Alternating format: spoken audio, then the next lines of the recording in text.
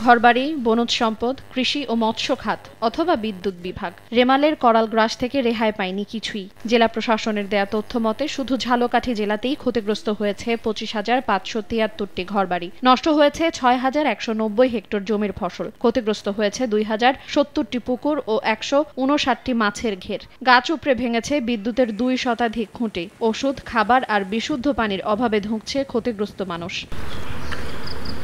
কিন্তু অসহায় ক্ষতিগ্রস্ত মানুষের খোঁজ রাখেননি স্থানীয় জনপ্রতিনিধি কিংবা প্রশাসনের কেউ। 5 দিন পার হলেও এখন পর্যন্ত মেলেনি কোনো ত্রাণ সহায়তা। গেরে যত মাছ পোনা ছিল সব শেষ, আমাদের এখন কিচ্ছু না, আমরা নিঃস্ব হয়ে গেছি। পেঁপে গাছ আছে, কলা গাছ আছে, কাঁঠালি কলা, আনাজি কলা, সবরি কলা, কাঁঠালি কলা সব শেষ।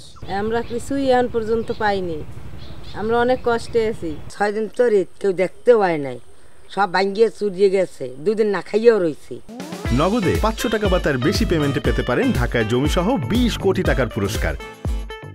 একটা মেম্বার আইয়ে জিজ্ঞেলে না যে তোমার এত ক্ষতি হয়েছে, কি লাগবে কি না লাগবে। জেলা প্রশাসনের কর্মকর্তার আশ্বাস, পর্যায়ক্রমে ক্ষতিগ্রস্ত সবাইকে দেয়া হবে নগদ টাকা, চাল ও শিশু খাদ্য সহ অন্যান্য ত্রাণ সামগ্রী। জেলা প্রশাসনের পক্ষ থেকে 390 মেট্রিক টন চাল, 8,90,000 টাকা, গোখাদ্য চালক এবং শিশু খাদ্য চালক টাকা বিতরণ করা হয়েছে এবং এখনো আমাদের ত্রাণ কার্য বিতরণ চলমান আছে।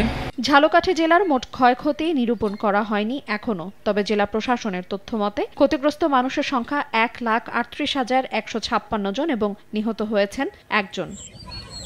সময় সংবাদ, ঝালকাঠি।